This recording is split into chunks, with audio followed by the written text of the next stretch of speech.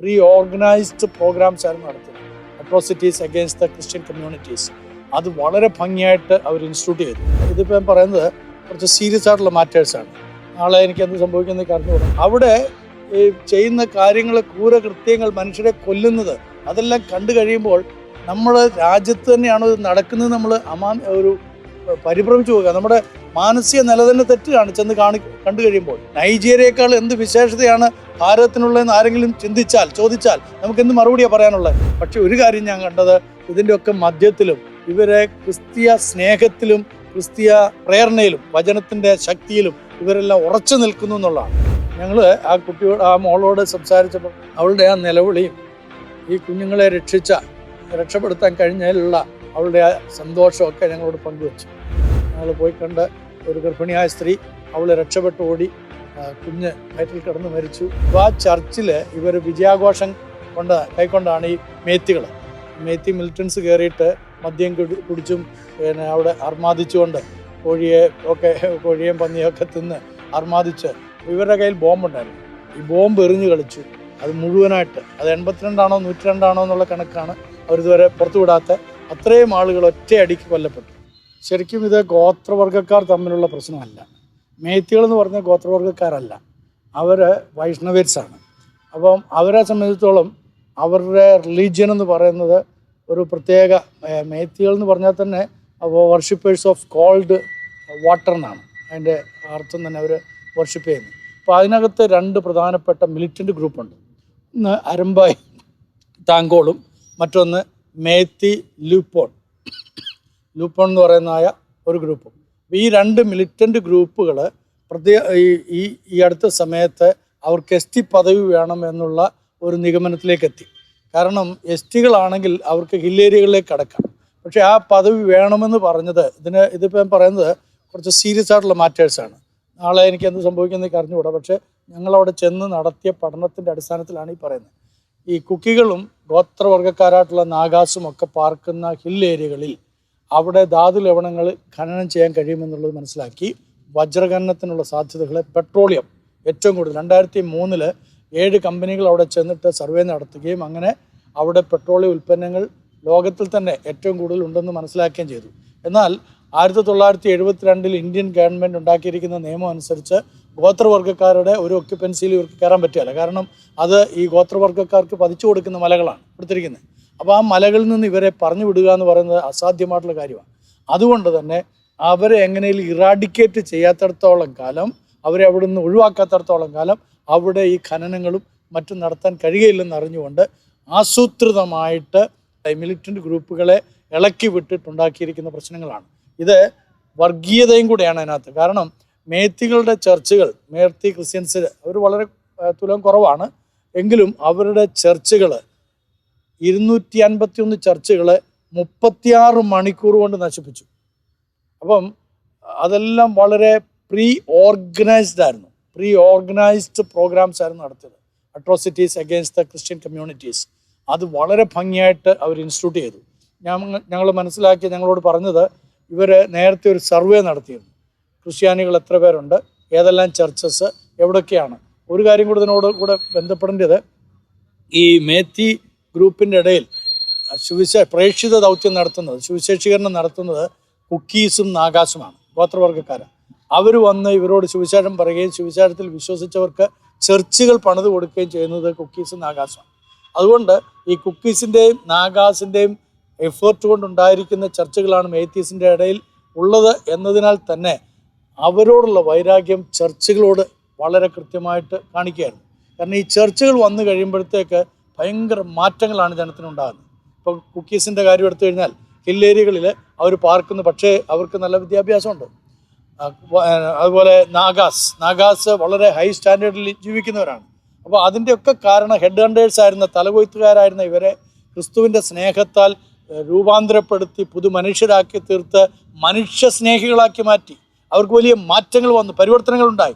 ആ പരിവർത്തനങ്ങൾ അവരെ എല്ലാ തലങ്ങളിലും സ്വാധീനിച്ചു. നമുക്കറിയാം, ദേശീയ തലത്തിൽ തന്നെ ഏറ്റവും കൂടുതൽ മിലിറ്ററിയിലും മറ്റുമൊക്കെ ഉദ്യോഗസ്ഥന്മാരായിട്ടൊക്കെ വരുന്നത് ഈ ഗോത്രവർഗത്തിൽപ്പെട്ട ആളുകളൊക്കെ തന്നെയാണ്.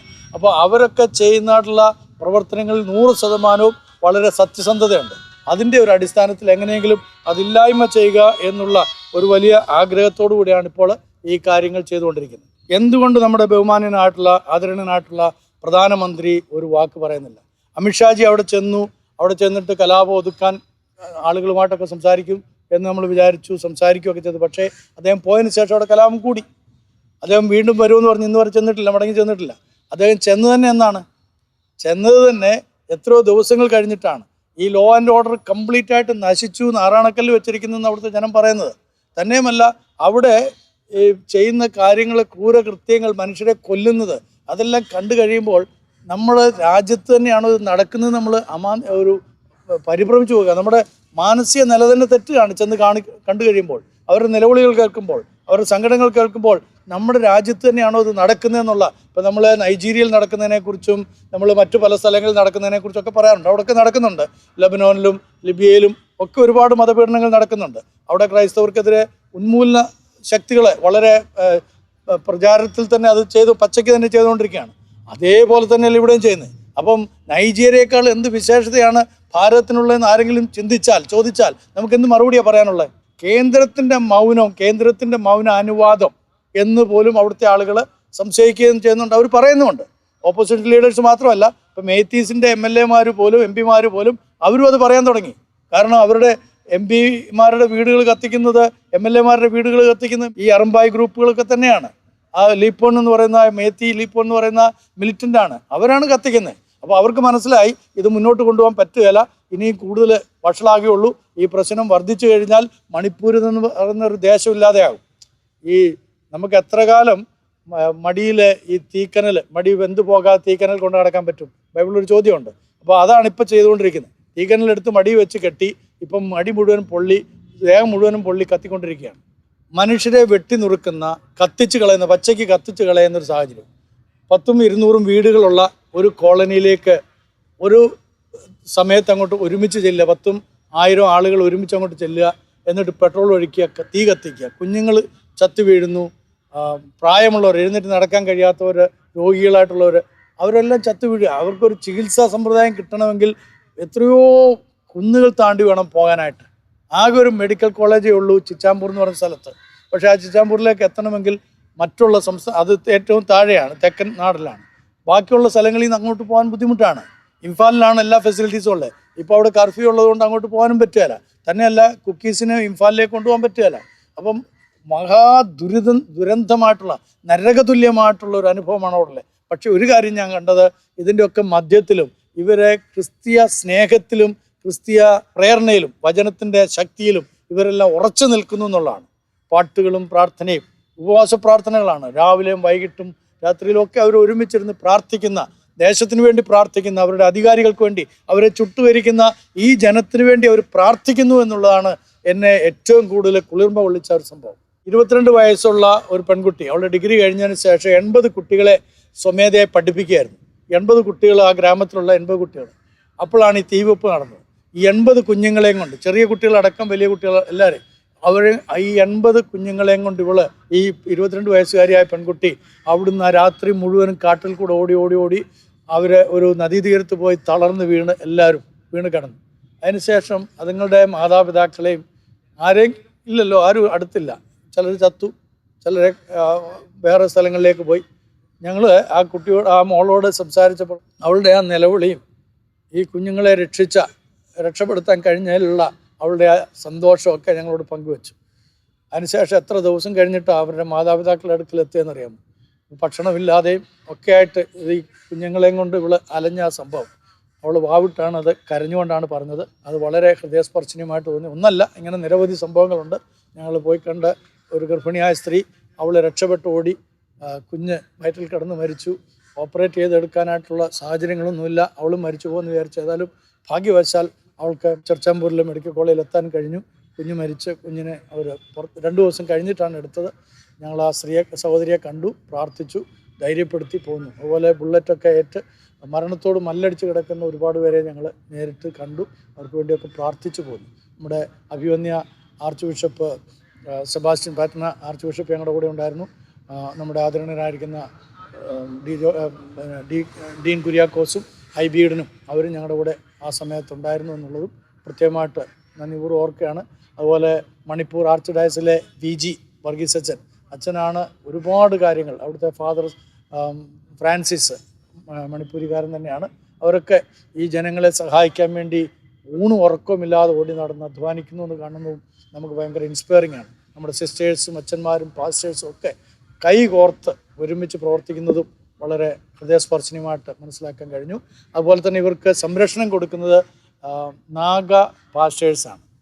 അവരെ പ്രത്യേകിച്ച് അനുമോദിച്ചേ പറ്റുള്ളൂ. അവരുടെ വളരെ തന്മയത്വത്തോടു കൂടിയുള്ള പ്രവർത്തനം, സ്നേഹാർദ്രമായിട്ടുള്ള പ്രവർത്തനം, അവരുടെ വീടുകളിലേക്ക് ഇവരെ കൂട്ടിക്കൊണ്ടുവന്ന് ഭക്ഷണം കൊടുക്കുകയും ഒക്കെ ചെയ്യുന്ന ആ സാഹചര്യം.